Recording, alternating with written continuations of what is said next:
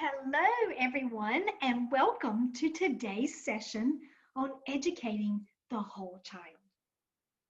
Thank you for taking time out of your schedule to join this webinar. I'm Angela Compton, one of the Early Learning Specialists in the Office of Early Learning and Literacy at the South Carolina Department of Education. Today, we'll be focusing on why social and emotional learning is important, and some strategies and supports for helping us all develop and educate the whole child. As we are in this pandemic, I think this quote speaks to hopefully how we will overcome. Take a moment to read this quote.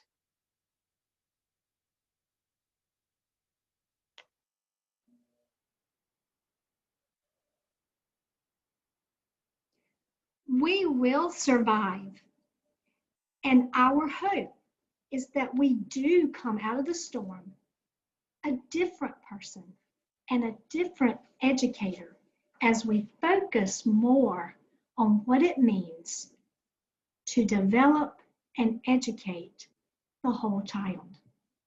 Our learning target for today, of course, is building a better understanding of educating the whole child utilizing the pyramid model, which is South Carolina's early childhood MTSS structure, which we will be learning more about shortly. I love the target here. Look at the center. If we hit bullseye, if the student were truly at the center of the system, what could we achieve? Our profile of a ready kindergartner speaks directly to our learning target. This is our new profile, and we're very excited to share it with you today. At the top, it begins with a definition of a ready kindergartner. I want to highlight the last sentence. It reads, he or she is physically, socially, and emotionally prepared to benefit from a quality kindergarten experience. Isn't that what we want for all of our children? But in order to do that, it is important that schools and educators be ready and prepared to meet the individual needs of all students, physically, socially, emotionally, and cognitively. As we move into the profile of the South Carolina graduate, this has always been our mission and our calling. I have starred the world-class skills and the life and career characteristics. Take a moment to look at those and think how they connect to the profile of the ready kindergartner.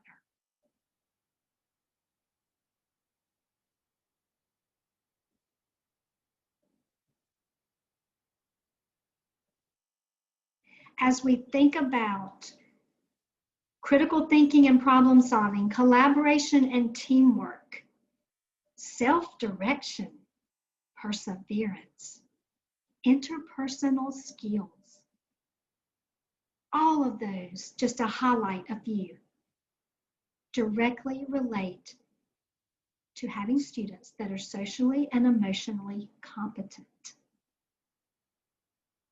So it has always been our calling, but I think as the quote speaks, as we're coming out of this storm or we're in this pandemic, one thing positive that has come out is the focus and importance of social emotional learning and competence in order to successfully achieve academically. Again, another one of my favorite quotes. I just want you to let this quote resonate with you for a minute.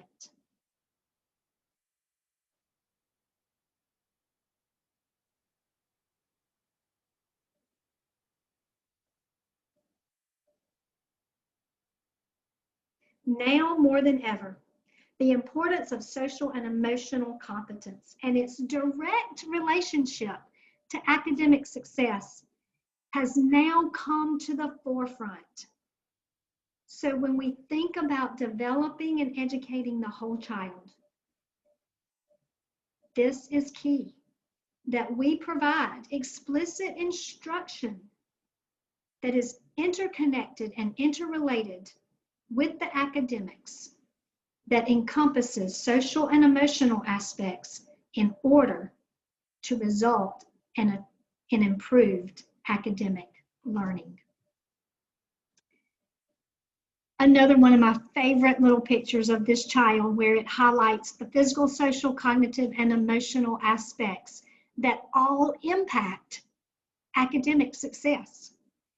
This does require us to rethink teaching and learning so that we are integrating the social, emotional, and cognitive development and the academic curricula as one whole. Not just occasionally, not a 10-minute social and emotional mini lesson or activity, but that it's throughout the day and throughout our education, our instructional plans. It is a mindset that should inform our entire educational enterprise. I want you, as we begin today, to take just a moment to reflect on these three questions.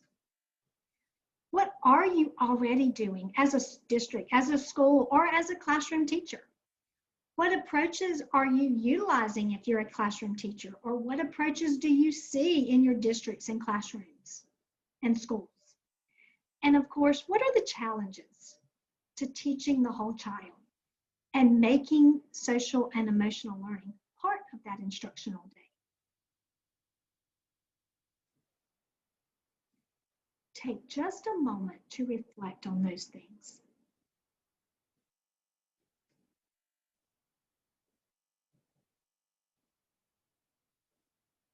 We will recap at the end of the day, reflecting on these same questions, and hopefully have more strategies and supports to add to our approaches or things that we can do.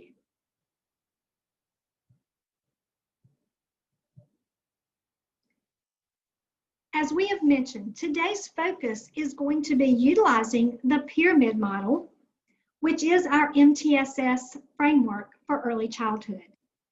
South Carolina is a pyramid state, and by this, we simply mean that we have a state leadership team comprised of all early childhood sectors, and our policies align with this evidence-based framework to support the social and emotional learning of young children.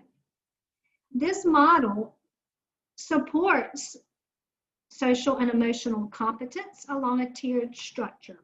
We'll learn more about this tiered structure shortly.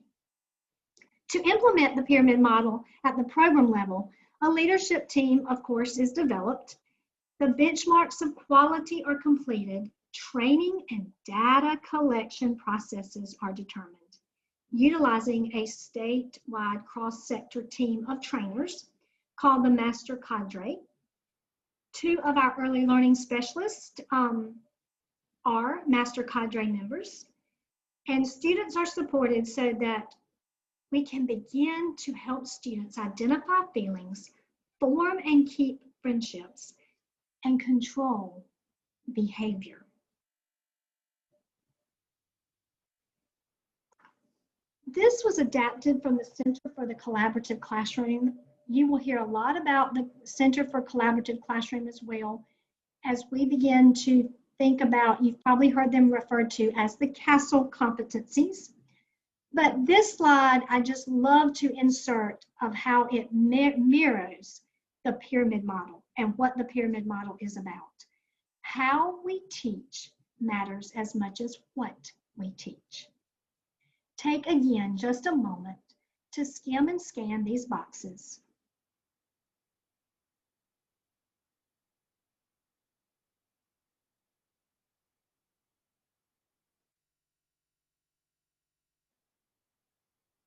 I think we all can agree that caring relationships and making sure that we are inclusive to all children are foundational. Having that learning environment that is structured around students being actively engaged in their learning, and the purple box, the social and academic curricula, are interdependent and integrated. That is absolutely key. I want to just stop for a moment to say, social emotional learning is not one more thing we want to add to our plate. Our plates are already big enough, right? But social emotional learning is the plate. And it is incorporated into everything that we do instructionally. So if we look at the how we teach and how that directly relates to the pyramid model, let's consider the tiered structure of the pyramid model. It all rests on an effective workforce. That's the foundation. So, thank you. Thank you all, principals, assistant principals, guidance counselors, instructional coaches, and I'm going to say this, most importantly, teachers. Thank you for nurturing and building those relationships with kids and working hard to ensure that our youngest learners can solve social problems and experience big feelings without hurting themselves or others. You do that each and every day, so thank you.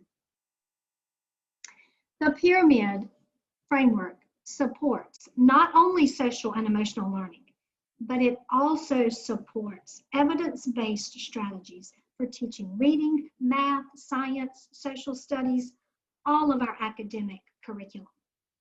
It does become our early childhood MTSS structure. Many of you have seen this umbrella. Our MTSS framework helps districts and schools personalize student learning plans through intensive academic and/or social emotional support. It also helps us identify those students at risk and provide the appropriate support, whether that be academic or social and emotional, or maybe it's academic and social and emotional. But I love the MTSS framework as it really speaks to the integration of how the social and emotional aspect directly impacts and affects the academic aspects of learning. As you see here, I'm just going to quickly highlight, you have leadership, and again, that is key. A strong leadership at the school level, principal, assistant principal, and any members of that school leadership team are critical to implementing MTSS or the pyramid model at the early childhood level. Building capacity and infrastructure. Again, we need teachers, instructional coaches, anyone in the building that works with students. We need that ongoing support, professional development to build capacity so that we can support and develop the whole child. Continuous communication and collaboration, as you see here on the right under the umbrella, is also very important, that we are communicating with staff, that we are promoting our own social and emotional competence. Data-based problem solving down here to the left with the puzzle pieces is critical, that we utilize data. As we all know, we utilize data in the academic world to inform our decisions. We also must utilize data to inform and support our students as we are developing them socially and emotionally. And then, of course, you see the tiered instruction, which mirrors the pyramid model. It is a tiered instruction model. And the last one that you see there closest to the where you hold the umbrella is data evaluation. If we are going to focus and truly use data-based problem solving, then we need for data and evaluation to also be key. in order to maintain and sustain implementation of any MTSS framework, but especially the pyramid model, with fidelity in order to support all students, socially, emotionally, cognitively, and academically. Take a moment to read these 3 bullets. I think as we see and we have spoken to the pyramid model as being a data-driven decision-making model and framework, you can see that it directly supports the MTSS or mirrors the MTSS framework.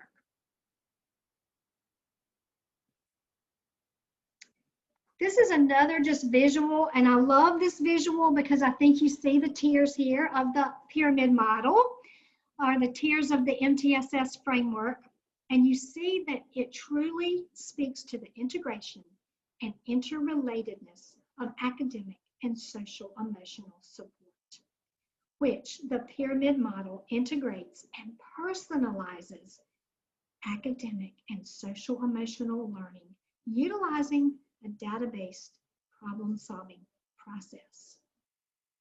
It's not just behavior. It is that integration, and the pyramid model is a prevention. It's about building and supporting and preventing that challenging behavior. A data-informed decision-making process, of course, we've already mentioned, is key and essential. And you see that in the center here of this visual. But the data-based decision-making process needs some other elements to support that process. We see here we have screening, universal screening, diagnostic screening, high-quality instruction in a multi-leveled prevention system. And I love that it says prevention, because the pyramid is about prevention and promotion. And of course, progress monitoring. Without these elements, true improved student outcomes cannot occur. But with these elements and the data-based decision-making process at the heart, which it is at the heart of the pyramid model, we will see improved student outcomes, not just academically, but socially and emotionally. So why? Why does social emotional learning matter? Again, take just a brief moment.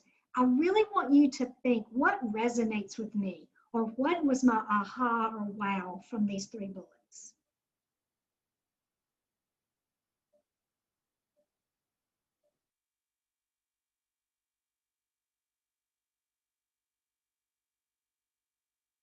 I heard some wows.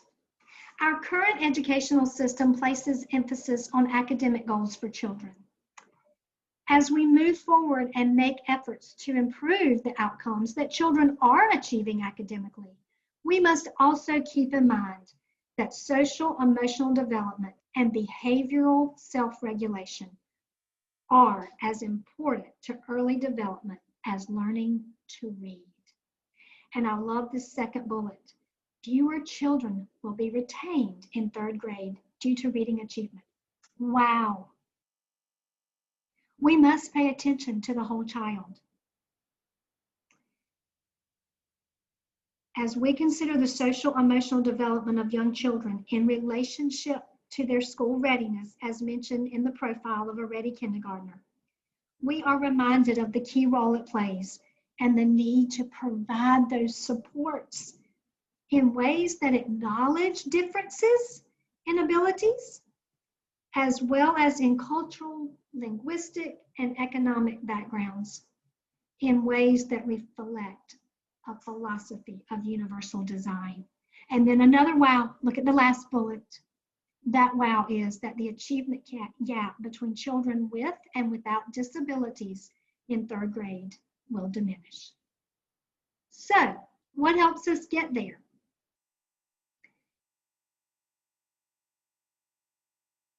Responsive and nurturing relationships, environments where we all feel included. And the last one I just really have to speak to. Focus on teaching children what to do. It's human nature, and we often focus on telling children what not to do. Don't run, but don't run doesn't tell us what we need to do instead. So I think that's going to be key, and it is key for the pyramid model, as the pyramid model focuses on providing strategies and teaching children skills of what to do. We begin, of course, if we think back to the pyramid, and the first tier on the pyramid above the foundation was nurturing and responsive relationships. And that, of course, is key and very, very important. It will be easier to address challenging behavior. And again, we know that there's no model or framework that's going to prevent all challenging behavior. It will occur, but it will be much, much easier to address challenging behavior if we have already developed a relationship with the child. So we're going to do a little fun activity. I want you to think about people, and if you would like to take a sheet of paper and draw a line down the middle, that would be great. Right now on the left, or you can just think about this, think about people you interact with on a daily basis. Either jot a few names down or just think of that list in your head.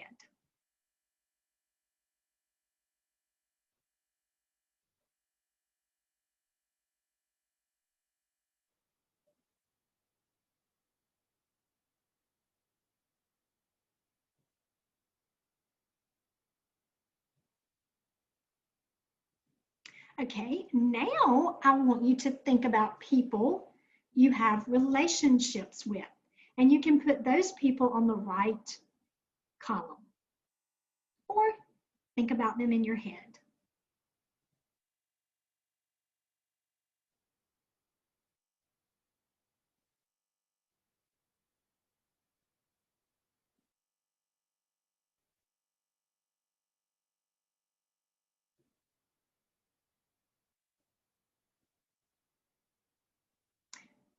Okay, you may have some people on both lists, but now I want you to take a moment to think about what is the difference between the two lists.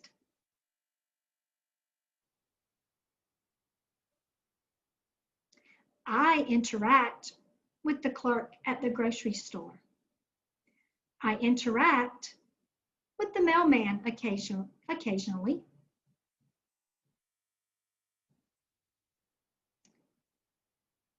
I have relationships with my son, my husband, my in-laws,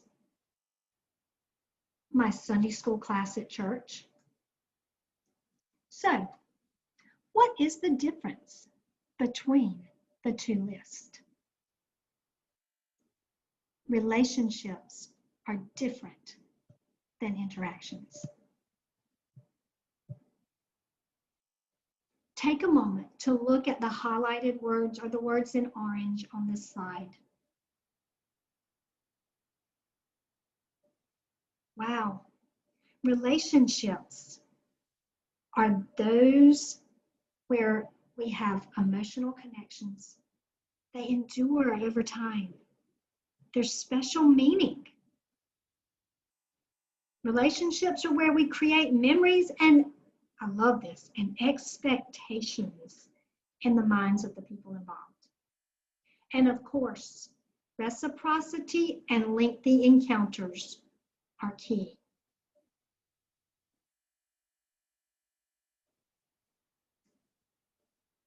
Are we having interactions with our children and families? Or are we developing relationships with all of our children and all of our families?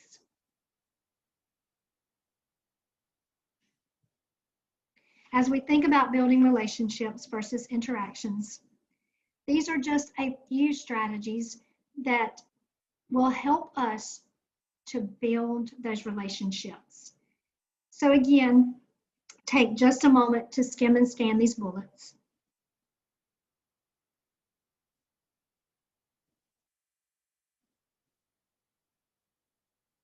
Today, for our time, we're going to focus on the first two, looking at how do we greet each child by name and how important that is, even virtually. And we will talk about some things that you can do there, and engaging in conversations. We're really going to look at what a conversation needs to look like and sound like. And I'm going to say this in our virtual space of where we are now, even in the virtual space. And I do want to highlight this, the last bullet. In order to build relationships, we as educators, all educators, whether we're at the administrative level or we're at the classroom teacher level, we have to understand that children's challenging behavior is conveying some type of message. And that's where the pyramid model focuses on that database problem solving, because we have to collect data on when the behavior is occurring, where the behavior is occurring, what's happening right prior to the behavior occurring, in order to gauge what is the child really trying to convey to us. But as we think about the new world that we're living in right now, our greetings are going to have to look a little differently at the early childhood level. Yes, I'm a hugger, as probably most early childhood educators are. But we have masks now and we have social distancing. So what does that look like? I love this poster. It just gives you a few examples. You could definitely be creative and allow your children to be creative and come up with their own greeting. I personally love the superhero salute. And yes, I want you to think about, there are lots of things that we do face to face that we can do virtually on a screen if we are meeting our kids virtually. So some of the platforms even allow children. I know this might be kind of hard for early childhood children, but I think with some practice, they might can learn to do this. But there's some Zoom and some other platforms allow children into a waiting room, and then you can admit one at a time. So that way you can personally greet each child, kind of like you would stand at your classroom door and greet each child. So just something to think about. I love this poster, and you can definitely utilize any of these on this poster that you would like. We talked about the importance of engaging in conversations, and we have thick and thin conversations. Of course, we're going to have probably both of these types at some point during our day with children. But let's look at the difference of a thick versus a thin conversation. The thin conversation is on your left, so take a moment to read the thin conversation. What are you noticing?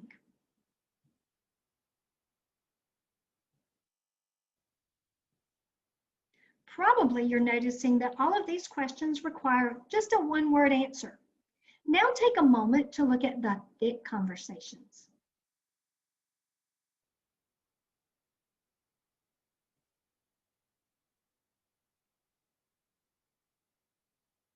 You're probably noticing that these questions that are asked by the adult are more open-ended and prompt and nudge the child to say and kind of problem solve more in their head about what their story will be about or what they will do with the boat. Well, let's take a look at the value in a thick conversation versus a thin conversation. In a thin conversation, child hears 18 words.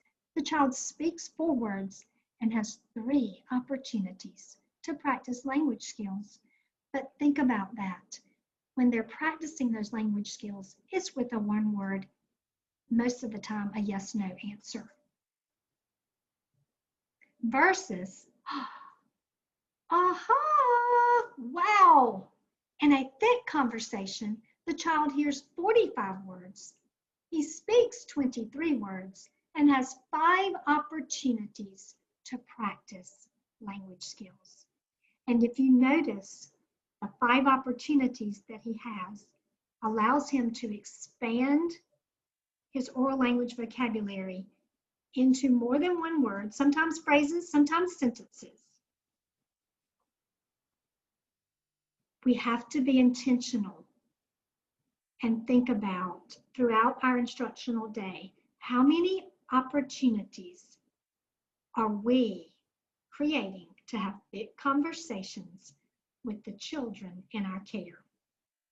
And yes, this can even be done virtually. We're going to watch a video about a teacher engaging in a conversation with the child as they play.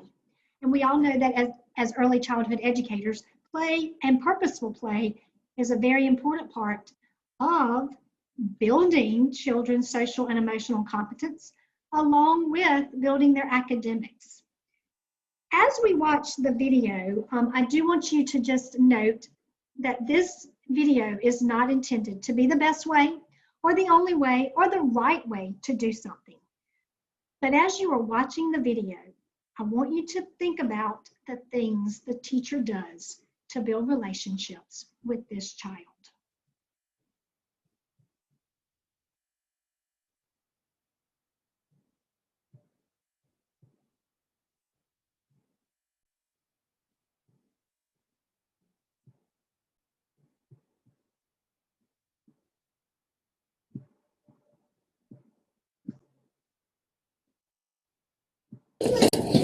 I'm thinking we can have a pajama party or a slumber party.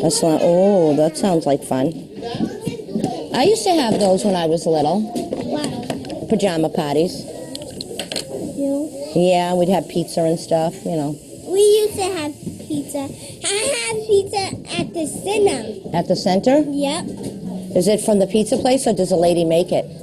The lady make it. We was watching SpongeBob movie. Yeah? Yeah. I didn't see that. How is it? Great. Yeah. Brilliant. Can you tell me about the story? Because I don't know anything about it, because I don't have little kids at home to watch this stuff. So you all have to tell me what's going on. Well, I'll tell you about the stuff eating. Okay, go ahead. Toys. What happened? They are copying you by the house area and the block area and the computer and the writing area and the penning area and We don't have art now, remember? That's our studio. Is that the after-school place you go to? yeah, and they got sand But and they copy the doors we got. But whose is better, this class or the after-school? This class. Why? Because I like it when Janelle was there and Rita and Miss Sally. Okay. And Miss Elizabeth. So what do you do there? What do you do there? Well, I can tell you the stuff they got. What do they got? They got red, blue, green, and some more planks and bowls. Yeah? The same cups. Yeah. Oh, so they don't use paper when they eat? They have regular cups and stuff? Yeah. For the house area. Oh, they have the same ones as us? Yup. They copy you with everything. And the other one's computer working, the other computer working. Well, that one computers. We're going to try to get it fixed. I'm going to ask, okay? Because it's hard to wait your turn, huh? Who's over there on the rug? That Miss Bella? Miss Bella and Miss Elizabeth. Oh. So, but you have a good time there, right? Yeah. Yeah. I don't think, I don't think they're really copying us. I think they know what children like to play with. So they have the same stuff. What's your favorite thing there? I'll tell you what's my favorite toy. What's your favorite toy? Play-Doh with my teacher, Miss Sally. Oh, what about the after school? What do you like there? I like to play with Kelly.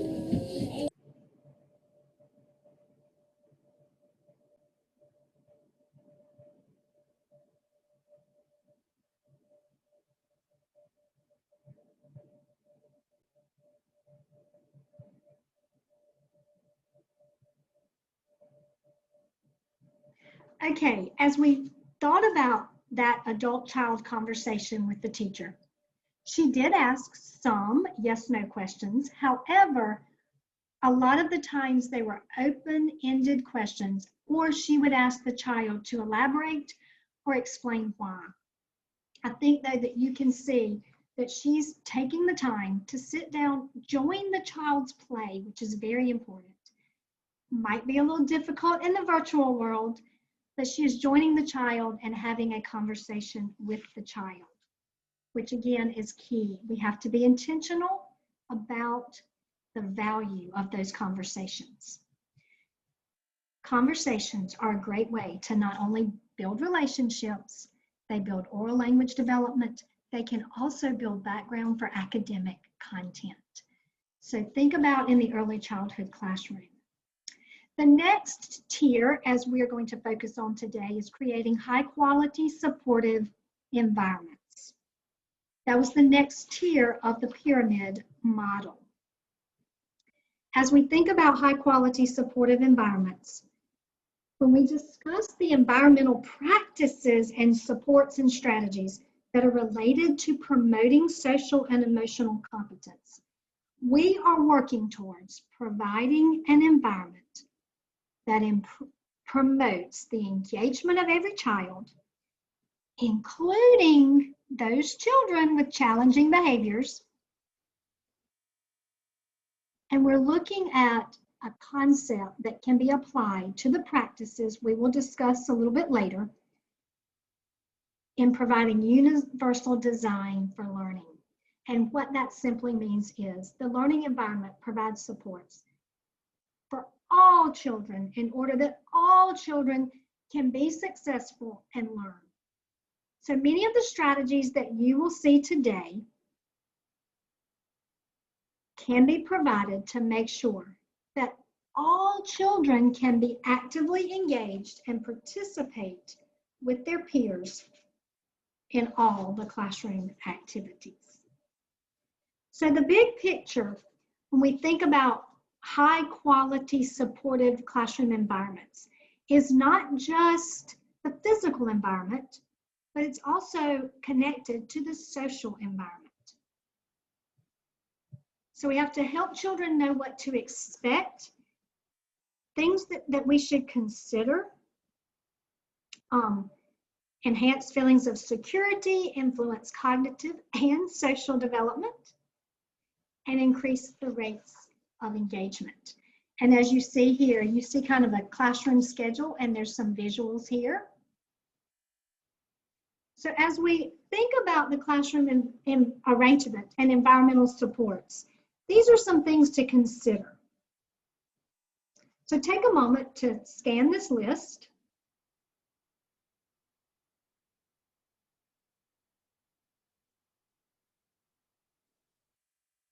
We're going to focus on a few of these today, but thinking about the schedules and routines. Of course, we all know that we need to follow the schedule consistently. We need to post the schedule so that all children understand, and we may have to provide an individual instruction or support or a modified schedule for individual children, especially now that we've been out of school for so long. I also want you to think about, yes, if you are in the virtual space, it is going to be important, as we all know that children love consistency, is to support our families, our caregivers, whoever is staying with the child on maybe those hybrid days, or if you're all virtual, to talk with them and promote and encourage the use of visual schedules at home and in the virtual space. So let's look at a few examples of schedules. On the left, you see a photographed classroom schedule. Again, that's a really great visual. In the middle, you see another kind of classroom schedule with visuals, and then you see an individual schedule. Some children may need their schedule modified. So it's also important to think about those students, even in the virtual space, who might need a visual schedule provided for them. The next couple of slides, we're going to really talk about and look at examples of ways that our environment supports that universal design, if we think about that, and that we are allowing for all children to be successful. I know if you're an early childhood educator, we are preaching to the choir because we love signs and labels and everything to be neatly organized.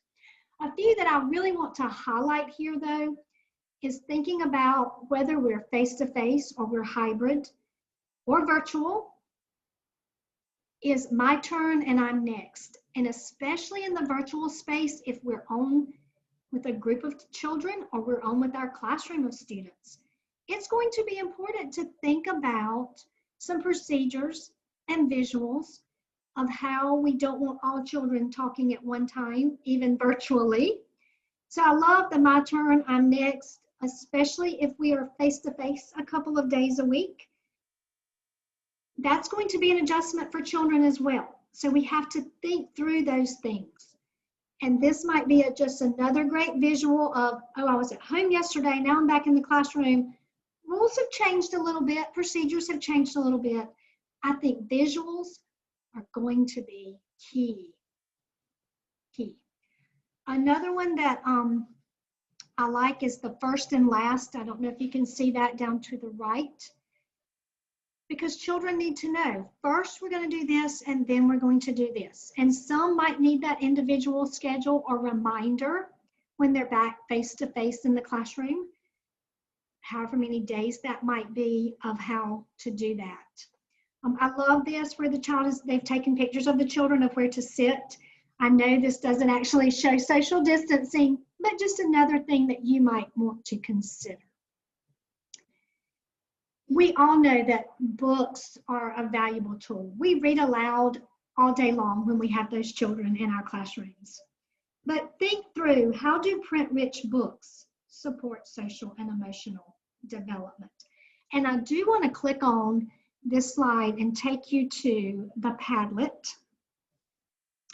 And you will definitely get these resources at the end of the slide that you can access. The greetings poster as well that you saw earlier. But this link takes you directly to the Padlet, which has lots, I hope you can see that, has lots of picture books for social emotional learning and special topics. So as you can see, if we scroll up, we have emotional management, problem solving, compassion. I just think this would be a great resource for children as we look at social emotional learning. Writing and writing materials. How do writing materials support social emotional development? How can we provide those writing materials for children who may be at home in the virtual space? How do they promote social and emotional learning? All of these pieces of our classroom environment are high quality to promoting that social emotional. As you see here at the top, you see the social story up here that a child has written. I think we can definitely relate reading to writing and writing to reading, and how that can support problem solving. As we wrap up and you're thinking about teaching routines, even virtually, we have to think about providing models. All of our early childhood students need models. What model works for one may not work for another. I think we've said this quite a bit, but visual supports have always been important in the early childhood sector. But how do we modify those visual supports and provide them virtually? How do we modify visual supports for individual children. And we know that in the world that we're in and our children have been in, some of them, we don't know the environment that they have been a part of. Some may have been totally isolated. Our children feel what we feel. They may be worried about a caregiver or a grandmother getting sick. They may have had someone who has died of COVID. So providing positive feedback, and even with children who are exhibiting challenging behavior, is going to also be key. And again, thinking through what message is the child conveying with this challenging behavior. Don't let what you can't do stop you from doing what you can do. During these times, it is human nature to focus on the things we can't do. But I encourage you, as we embrace this new world, our new school year, doing school in a new way, to focus on what we can do, even what we can do virtually. So let's reflect. What have you learned today in a quick amount of time that will help you address some of the challenges of teaching the whole child? What are your next steps? And what will you share with staff, and how will you share it?